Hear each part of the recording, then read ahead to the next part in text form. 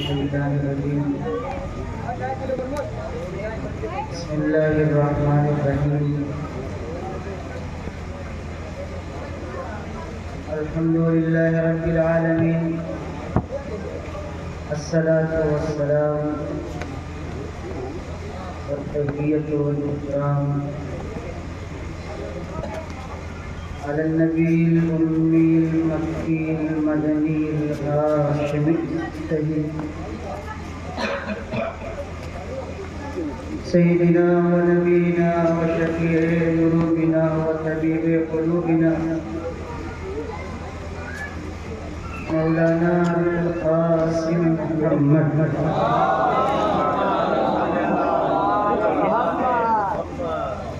ثم الصلاة على أهل بيته الأطيبين الأنجبين الهداة المهديين لا سيما بقية الله في الأراضين رويد الهدى. قال رسول الله صلى الله عليه وآله وسلم هذا حسين عارفوه.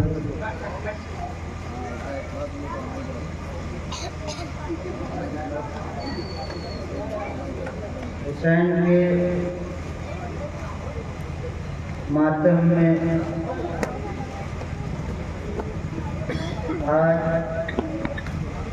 عاشور کی شب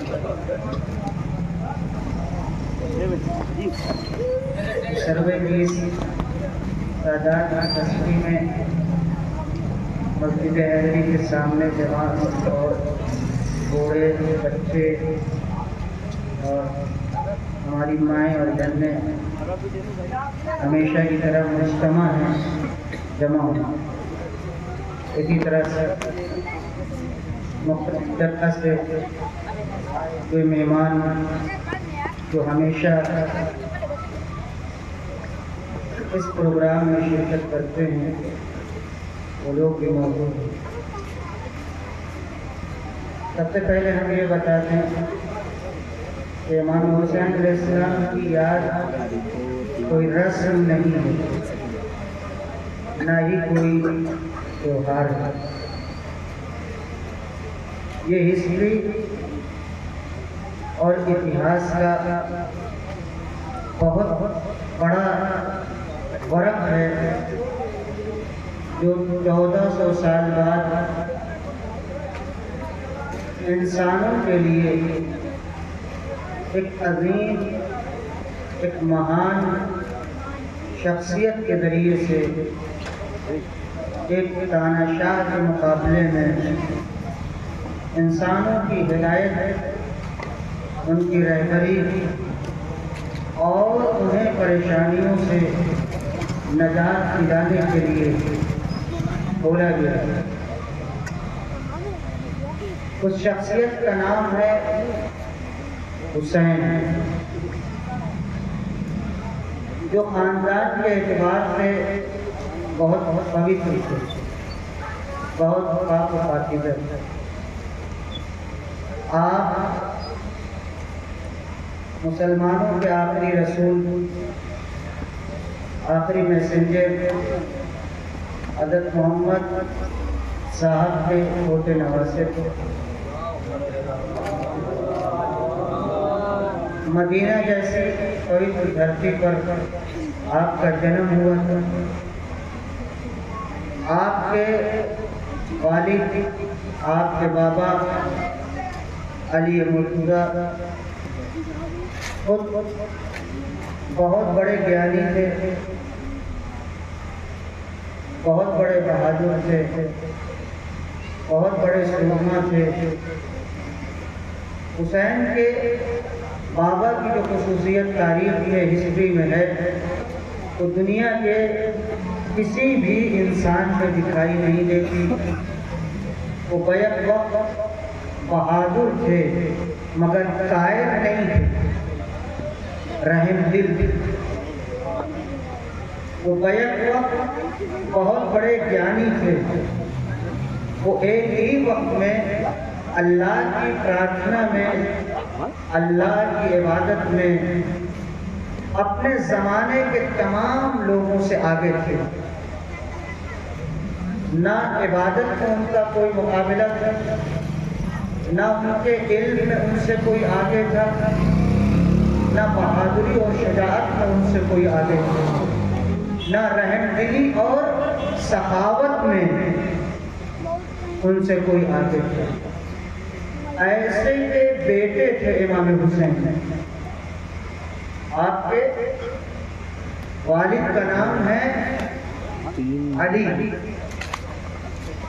جسے مسلم طبقے میں علی مرتضیٰ کہا جاتا ہے، مشکل کشا کہا جاتا ہے، جو مشکل کو حل کرنے والے ہیں. اللہ پر گہرا یقین رکھتے تھے، گہرا ایمان رکھتے تھے. ایک جگہ جنگ ہو رہی تھی، ایک طرف علی تھے، ایک طرف علی کا دشمن تھا. اس دشمن کا نام تھا عمرو ابن عبدود یا عمرو ابن عبدود. بہت بڑا پہلوان تھا، علی کے مقابلے میں آیا تھا. ایسے موقع پر آپ جانتے ہیں کہ جب لوگ دشمنی کرتے ہیں تو حد سے آگے بڑھ جاتے ہیں، مگر علی ان لوگوں میں سے نہیں. یہ دشمن آیا ان سے جنگ کرنے کے لیے، کوئی دشمنی کی بات نہیں تھی. یہ اسے کہہ رہے تھے کہ لڑنے کی ضرورت نہیں ہے، تم بس ہماری یہ بات سن لو جو ہم تم سے کہنا چاہتے ہیں.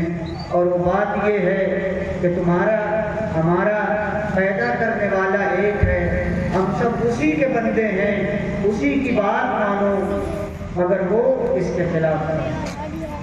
جنگ ہونے لگی، جنگ میں ایک دوسرے کو مغلوب کرنے کی کوشش کی. علی اس کے سینے پر سوار ہو گئے، یعنی عمرو کو زمین پر پٹک دیا. ایسے موقع پر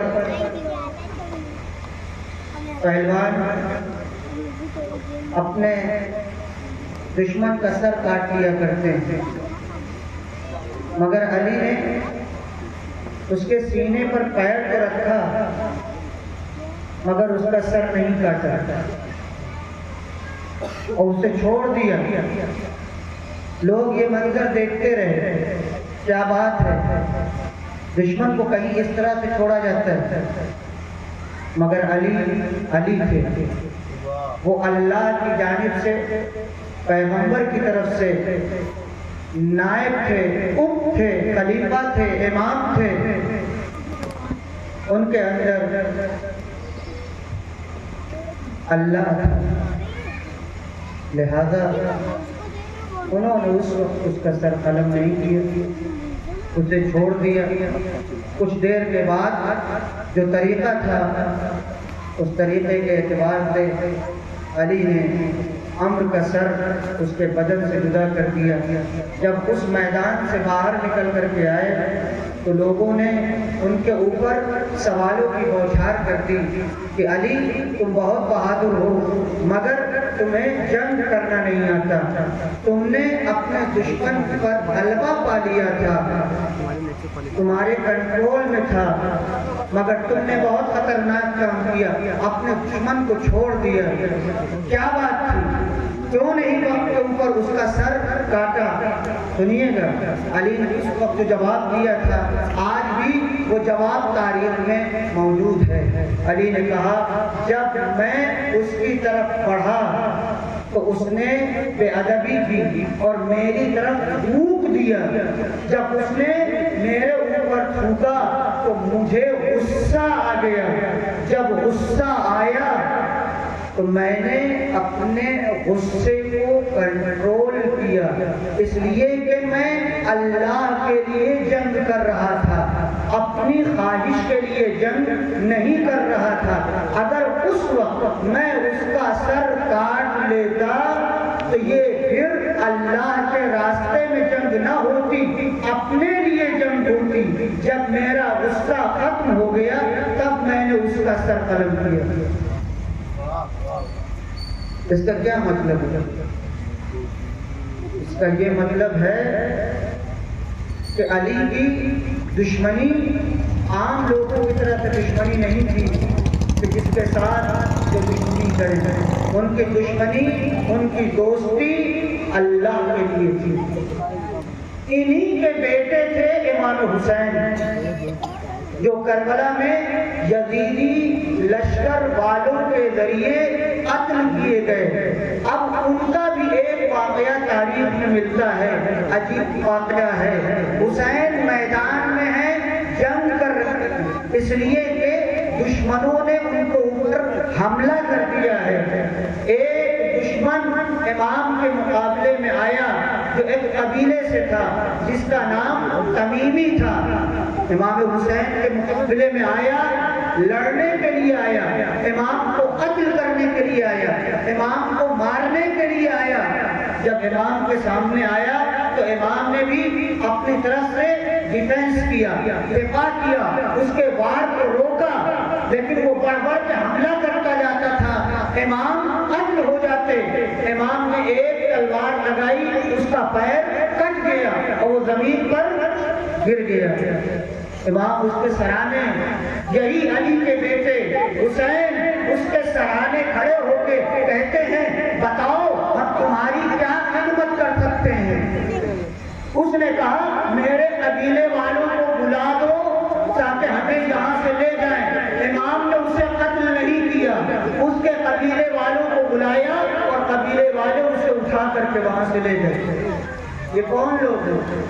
یہ معمولی لوگ نہیں ہیں، یہ لوگ انسانوں کی ہدایت کے لیے آئے تھے، یہ لوگ اللہ کا راستہ دکھانے آئے تھے۔ ان کے مقابلے میں جو شخص اٹھا اسی کا نام ہے یزید ابن معاویہ ابن ابی سفیان۔ یہ بڑا خطرناک آدمی تھا، یہ رسول کا نام لیتا تھا، محمد صاحب کا نام لیتا تھا، اسلام کا نام لیتا تھا، لیکن اسلام کے نام پر سیاست کرتا تھا، اسلام کے نام پر حکومت کرنا چاہتا تھا۔ میرے دوستو ایک بات کا دھیان رکھیے، دھرم پوتر ہوتا ہے، دھرم کا تعلق سیاست سے نہیں ہے۔ بات وہی خراب ہوتی ہے جب پوتر چیز کو نجس چیز سے ملا کر کے آگے بڑھتے ہیں۔ دھرم کو سیاست میں نہیں آنا چاہیے، اس سے لوگ گمراہ ہوتے ہیں۔ سیاست الگ چیز ہے، دنیا داری الگ چیز ہے، حکومت الگ چیز ہے، دھرم، مذہب، اللہ، بھگوان، ایشور الگ چیز ہے۔ ان دونوں کو ملانا نہیں چاہیے۔ اور امام حسین نے یزیدیوں کے مقابلے میں اس چیز کو بالکل الگ کر دیا، دودھ کا دودھ اور پانی کا پانی اس طرح سے ہوتا ہے۔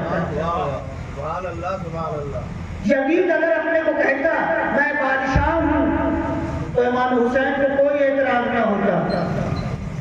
بہت سے دنیا میں بادشاہ آئے اور چلے گئے، بہت سے لوگوں نے حکومت کی، آئے اور چلے گئے، لیکن یزید کی مشکل یہ تھی کہ وہ دھرم کے نام پر حکومت کرنا چاہتا تھا، یعنی حکومت کی باتوں کو دھرم میں شامل کرنا چاہتا تھا، وہ بھی دھرم ایسے کا دھرم کہ جس کا وارث موجود تھا۔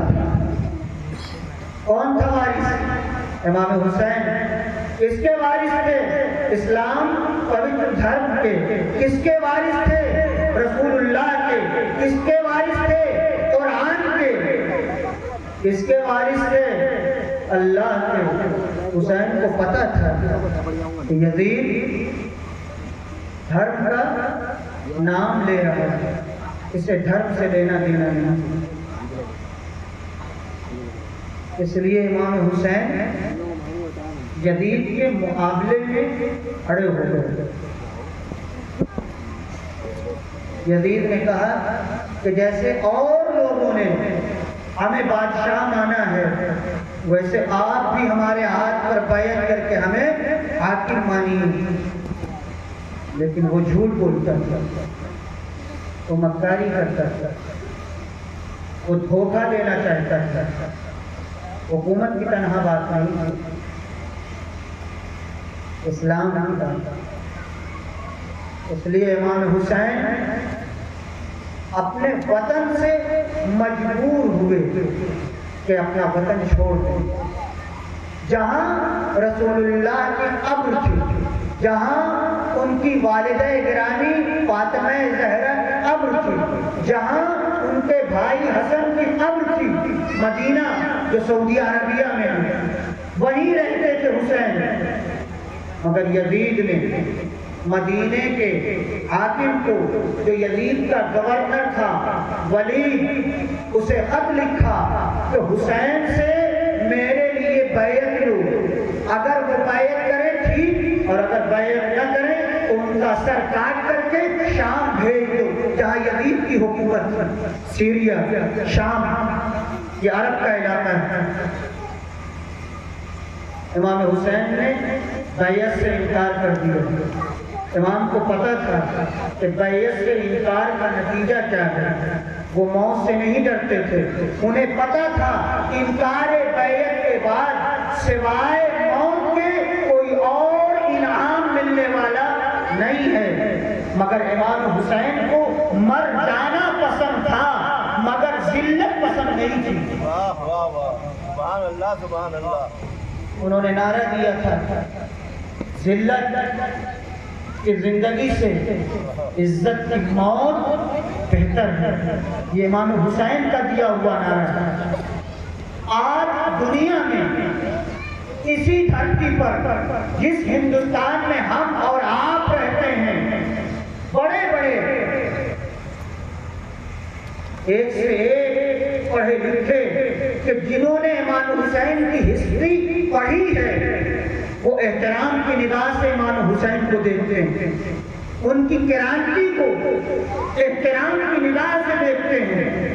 اور یہ رابندر ناتھ ٹیگور جو بنگال کا تھا، شاعر مشہور، جس کی جن گن من ادھینائک، جس نے کہا، دیکھیے امام حسین کے بارے میں کس عزت اور احترام سے امام حسین کو یاد کیا جاتا ہے۔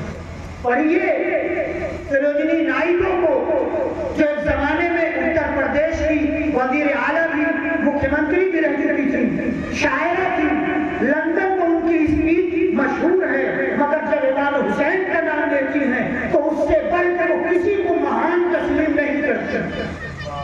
پڑھیے گاندھی جی کو، آج بھی گاندھی جی کی جیونی میں آپ کو اپوزیشن ملے گا کہ انہوں نے کہا تھا، میں نے جوانی ہی میں حسین کی کربل کتھا پڑھی تھی اور مجھے یقین ہو گیا تھا حسین کے راستے پر چل کر ہی ہم ہندوستان کو غلامی سے نجات دلا سکتے ہیں۔ امام حسین صرف شیعوں کے امام نہیں، امام حسین صرف مسلمانوں کے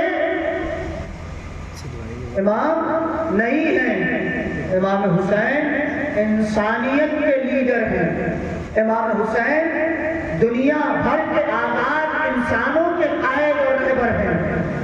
اس لیے کہ کارنامہ ان کا سب کے لیے تھا، کسی ایک قبیلے، کسی ایک خاندان، کسی ایک ملک، کسی ایک سرحد، کسی ایک جغرافیہ کے لیے آپ کی باتیں نہیں تھیں۔ یزید کے مقابلے میں جب آئے تو آپ نے کہا، الا ترون ان الحق لا يقبل به وان الباطل لا يتناهى عنه، کیا تم نہیں دیکھتے کہ آج حق پر چلنے والے نہیں پائے جاتے اور برائی پر چلنے والوں کی زیادتی ہو چکی ہے، کثرت ہو چکی ہے۔ ایسا موقع جب آئے تو ایک اللہ پر یقین رکھنے والے کے لیے ضروری ہے کہ وہ اللہ کی راہ میں کام آ جائے، تاکہ اس کی قربانی کے بدلے میں لوگ نیکیوں کو پہچانے اور برائیوں سے دور ہو۔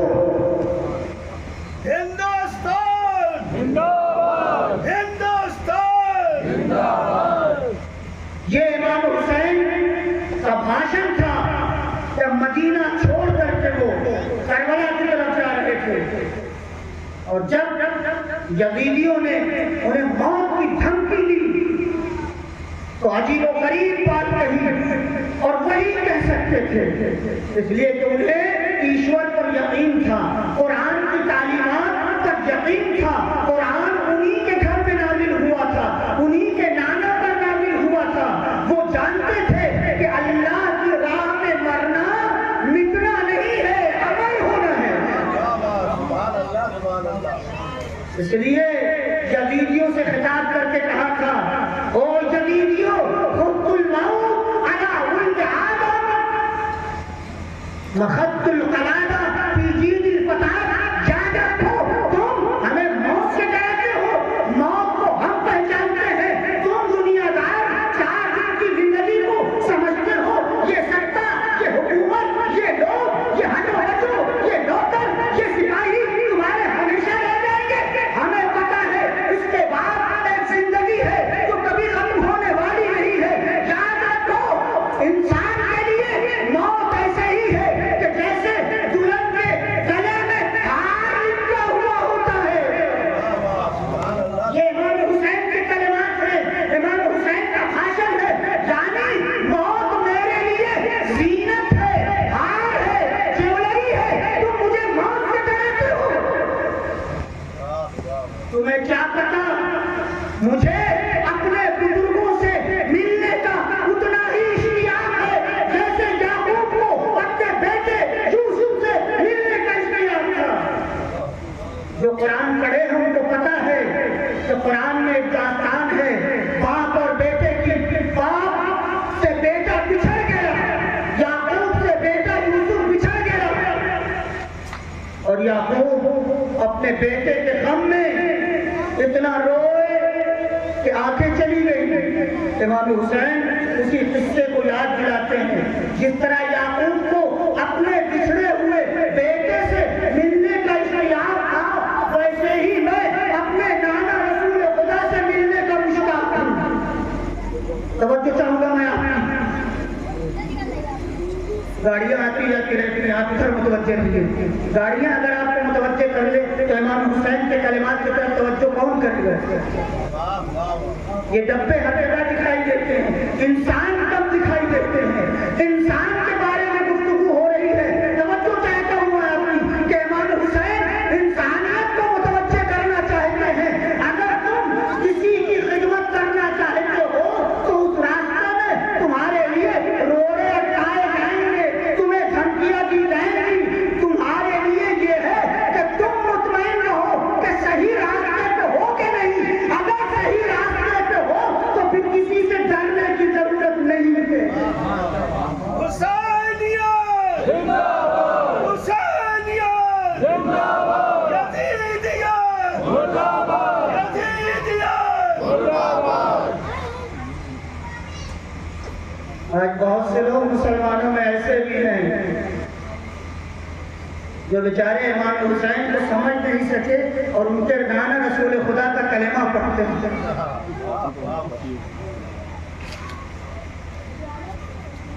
وہ یہ سمجھ ہی نہیں سکے کہ حسین مبلغ اسلام ہیں، وہ یہ سمجھ ہی نہیں سکے حسین کی مجلس قرآن کی طرف دعوت دیتی ہے، انہیں یہ پتہ ہی نہیں کہ یہ جلوس رسول خدا کی یاد دلاتے ہیں، انہیں یہ پتہ ہی نہیں کہ اصلی دین حسین کے پاس تھا۔ یزید تو ڈھونگ چڑھ رہا، ایسی ذہنیت پر افسوس ہے، ایسے لوگوں پر افسوس ہے تو پیغمبر کا کلمہ پڑھیں اور پیغمبر کی حدیث بھول جائیں کہ پیغمبر نے حسین کے بارے میں کہا تھا یہ حسین ہے، اسے پہچانو۔ کیوں پہچانو؟ کیونکہ پیغمبر دیکھ رہے تھے کہ شہادت حسین کے بعد ایسے لوگ ہمارے ہی نام پر پیدا ہوں گے جو ہمارا نام لے کے حسین سے دور کرنے کی کوشش کریں گے۔ سمجھ لینا اگر ہمارا والا ہوگا تو اسے ہماری حدیث بھی یاد ہوگی، اور اگر ہمارا والا نہیں ہوگا تو ہماری حدیث کو بھول کر کے حسین سے دور کرے گا۔ تم ان سے دور رہنا، ہماری طرف رہنا۔ میرے دوستوں، میرے بزرگوں،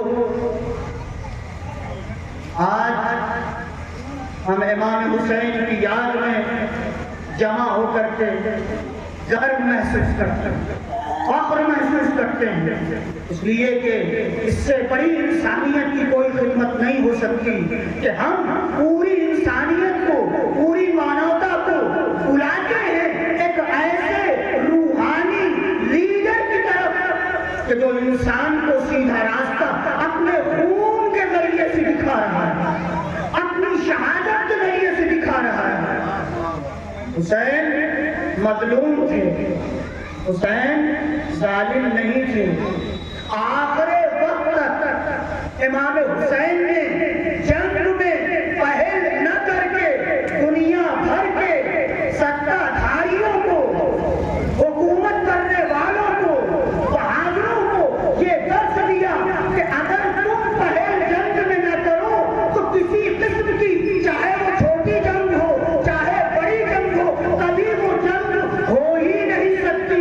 گاندھی جی نے یہ اہمسا کا سبق امام حسین سے سیکھا تھا کہ حسین کی طرح اگر کوئی جنگجو کے سامنے آئے اور پہل نہ کرے تو خود جنگ کرنے والوں کو ماتھا ٹیکنا پڑتا ہے۔ ہندوستان زندہ باد، ہندوستان زندہ باد۔ دوستو، عزیزوں، بزرگوں، ایک ایک بات امام حسین کی ہسٹری میں لکھی ہوئی ہے۔ کوئی ایسی چیز نہیں کہ امام حسین نے کہی ہو اور وہ آج ہسٹری میں موجود نہ ہو۔ ایسے نورانی کلمات ہیں کہ آج بھی جب وہ نقل ہوتے ہیں تو انسان کے تن بدن میں ایک مرتبہ کپکپی پیدا ہو جاتی ہے، عجیب طاقت اور روحانیت پیدا ہوتی ہے۔ آپ نے کبھی غور نہیں کیا؟ ہر ایک کے یہاں حادثے ہوتے رہتے ہیں، کسی کا جوان بیٹا مر جاتا ہے، کسی کا جوان بھائی مر جاتا ہے، کسی کا عزیز پیارا باپ مر جاتا ہے، ماں چاہنے والی گزر جاتی ہے، مگر اس کا غم 1 سال 2 سال 3 سال اس سے زیادہ کوئی غم نہیں مناتا۔ پھر اس کے بعد سب بھول جاتے ہیں۔ کیا بات ہے، آج ساری دنیا میں یورپ سے لے کے افریقہ تک، افریقہ سے ایشیا تک جتنے دنیا کے بر اعظم ہیں، آج چلے جائیے تو آج کی تاریخ میں ہر جگہ امام حسین کا نام لیا جا رہا ہے۔ کیوں؟ اس لیے کہ یہ شہادت اللہ کی راہ میں ہوئی ہے جو انسانیت کے لیے تھی، اور جو کام اللہ کے لیے ہوتا ہے پھر اس کو کوئی ختم نہیں۔ بس میں اپنی بات کو سمیٹتے ہوئے عزاداروں کے لیے میں اتنا کہنا چاہوں گا، اور مسائل امام حسین سے پہلے میں یہ سمجھتا ہوں کہ اپنے دوستوں کا، اپنے جوانوں کا شکریہ ادا کروں جنہوں نے ہمارے لیے یہ نورانی مجلس سجائی کہ ہم بیٹھ کر کے ذکر امام سن رہے ہیں۔ واقعی خوش قسمت ہیں وہ لوگ جو ایسی سبھا کے لیے محنت کرتے ہیں۔ قابل تعریف ہے وہ جوان، قابل تعریف ہے وہ افراد جو اس قسم کی مجلسوں میں آتے ہیں، اس قسم کی سبھاؤں کے لیے مدد کرتے ہیں۔ یہ کوئی سیاسی سبھا نہیں ہے، یہ کوئی حکومتی مجلس نہیں ہے، یہ ایک مظلوم کی مجلس ہے جس کی خدمت سب کے لیے تھی۔ آج 9 محرم، 10 محرم کی شب ہے جسے شب عاشور کہا جاتا ہے۔ عاشور عربی لفظ ہے، 10ویں کے معنی میں، یعنی آج کی شب ہے امام حسین اور امام حسین کے دشمن یزیدی عراق کی دھرتی کربلا پر جمع ہوئے، اور یزیدیوں کا بار بار حملہ ہو رہا تھا امام حسین پر۔ کہ انہیں قتل کر دیں۔ امام حسین نے اپنے بھائی عباس کو آج کی شب یزیدیوں کی طرف بھیجا کہ ان آنے والوں سے کہہ دو کہ جلدی نہ کریں، صبح ہونے دیں، آج کی رات ہمیں اللہ کی اپاسنا کرنے دیں، اللہ کی عبادت کرنے دیں۔ ہم چاہتے ہیں کہ آج کی رات ہم اپنے اللہ کی بارگاہ میں نماز، عبادت، سجدے، رکوع، توبہ اور استغفار میں گزار دیں، تاکہ جب شہید ہو کر کے اس کی بارگاہ میں جائیں تو فخر سے ہمارا سر اونچا جائے۔ نعرہ تکبیر! نعرہ رسالت! نعرہ حیدری! نعرہ صلوات! آپ کے بھائی عباس بہت بہادر تھے، یہ بھی علی مرتضیٰ کے بیٹے تھے۔ بہادری انہیں وراثت میں ملی تھی، ورثے میں ملی تھی، اور باپ نے بھی سکھایا تھا، بھائی نے بھی سکھایا تھا۔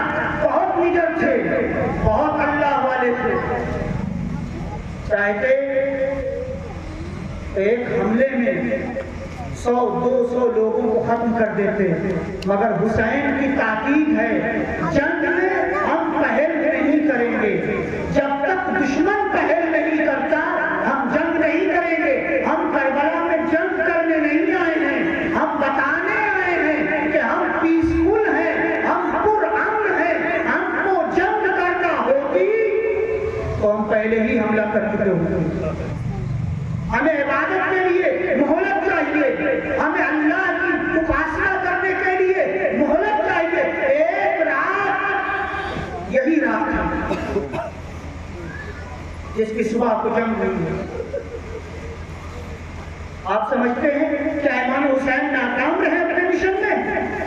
یہ نہیں، اسی کربلا میں امام حسین کی باتوں کو سننے والے دشمنوں میں بھی ایسے تھے کہ اسی میں سے ایک حور ہے جو دشمن کے لشکر میں سے 1000 سپاہیوں کا سردار تھا، دشمن امام حسین تھا، مگر جب اس نے دیکھا امام حسین حق ہے تو یزیدیوں کو چھوڑ کر کے اسی رات میں امام سے ملا، اور حور کے آنے کے بعد 30 لوگ اور امام کی طرف آئے۔ امام حسین ناکام نہیں رہے،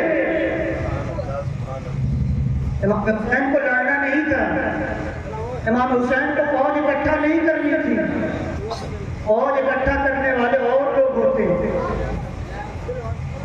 یہ رات آئی، ہسٹری میں ملتا ہے کہ جب مہلت مل گئی تو امام حسین ان کے ساتھی انہوں نے نمازیں پڑھنا شروع کی، دعائیں کرنا شروع کی، اور ہر ایک اپنی اپنی جگہ مصلی پر بیٹھا ہوا، کسی سے کوئی مطلب نہیں، لکھا ہوا ہسٹری میں دبیین نہل، کس طرح سے توبہ، استغفار، نماز، مناجات، راگ و نیاز، اللہ سے عبادت کی آوازیں آ رہی تھی کہ پتہ نہیں چل رہا تھا، جیسے شہد کی مکھیاں اپنے چھتے کے پاس بھن بھناتی ہیں اور آواز آتی ہے، ویسے ہی اصحاب حسینی امام حسین کے ساتھ رات بھر عبادت کرتے رہے اور موت کے لیے تیار ہوتے رہے۔ یہ کون لوگ ہیں؟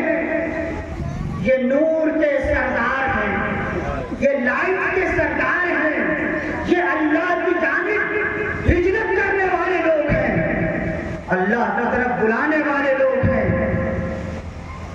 رات گزر گئی، صبح نمودار ہوئی، حسین نے اپنے جوان بیٹے علی اکبر کہ جن کی عمر کل 18 سال تھی بلایا، کہا بیٹا جاؤ اور اذان دو، شاید یہ یزیدی متوجہ ہو جائیں کہ غلط کر رہے ہیں۔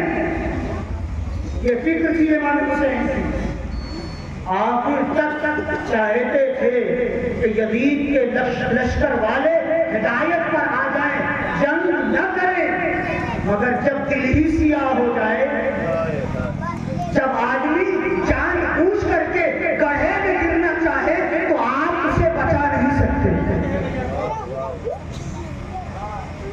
حسین نے علی اکبر سے کہا بیٹا جاؤ اذان کرو۔ علی اکبر کی آواز اذان گونجی، اللہ اکبر اللہ اکبر، اشہد ان لا الہ الا اللہ، اشہد ان محمد رسول اللہ۔ یہ صبح عاشور اکبر کے اذان کی آواز نہیں تھی، حسین کی جانب سے آخری ہدایت کا پرچار تھا کہ اب بھی غنیمت ہے، گمراہی کا راستہ چھوڑ کر کے ہدایت کی طرف چلے آؤ۔ مگر اذان کے بدلے ادھر سے تیر آنا شروع ہوئے۔ اے حسین کے چاہنے والوں، خدا آپ کو کسی غم میں نہ رلائے سوائے غم حسین مظلوم کو۔ آج کی شب بڑی مظلومیت کی شب، آج کی شب حسین پر غموں کے پہاڑ ٹوٹنے کی شب، آج کی شب اہل حرم کے لیے بہت سخت ہے، آج کی شب زینب و ام کلثوم کے لیے تنہائی کی شب ہے۔ حسین کے گھر والے بھی ساتھ میں موجود تھے، بہن بھی، بیٹی بھی اور زوجہ بھی، اور 6 مہینے کا علی اصغر بھی گود میں موجود تھا۔ ارباب عذاب، حسین پر پانی بند ہو گیا، دشمن کی طرف سے نہر کے اوپر پہرے بٹھا دیے گئے کہ حسین کا کوئی آدمی نہر سے پانی نہ لینے پائے۔ خیمے میں بچے پیاس سے بلکنے لگے، گرمی کا زمانہ تھا، لو کے تھپیڑے تھے، تشنگی تھی، پیاس تھی، ننھے منھے معصوم بچے تھے، آواز بلند ہو رہی تھی، ہائے پیاس، ہائے پیاس، ہائے پیاس، مگر یزیدی ان بچوں کو پانی نہیں دیتے۔ ارباب عذاب، ظہر کا وقت آ گیا، جنگ چھڑ گئی، حسینیوں پر حملہ ہو گیا۔ امام حسین کے اصحاب ایک ایک کر کے میدان میں جانے لگے، سارے ساتھی امام کے راہ خدا میں کام آ گئے۔ یہ 72 لوگ تھے، اب صرف گھر والے بچے۔ سب سے پہلے حسین نے اپنے بیٹے علی اکبر کو جنگ کے لیے بھیجا، کسی کو نہیں بھیجا، سب سے پہلے اپنے بیٹے کو۔ کیوں؟ اس لیے کہ اپنا بیٹا تھا، اپنا اختیار ہے اپنے بیٹے پر۔ بہت جلدی میں نے آپ کی زحمت تمام کر دی۔ ارباب عذاب، ایک وقت وہ بھی آیا جسے عصر کا وقت کہتے ہیں، جب سورج ڈوب رہا تھا، اس وقت تنے تنہا کربلا میں حسین تھے، اب کوئی مددگار نہیں تھا۔ لیجئے وہ وقت بھی آیا کہ حسین گھوڑے پہ دوڑا کر کے زمین پر آئے، کربلا میں سیاہ آندھیاں چلنے لگی، فرات کا پانی ابلنے لگا، سورج کو گہن لگا۔ ایک مرتبہ زینب گھبرا گئی، بہن گھبرا گئی، اپنے بھتیجے کے خیمے میں آئی، اے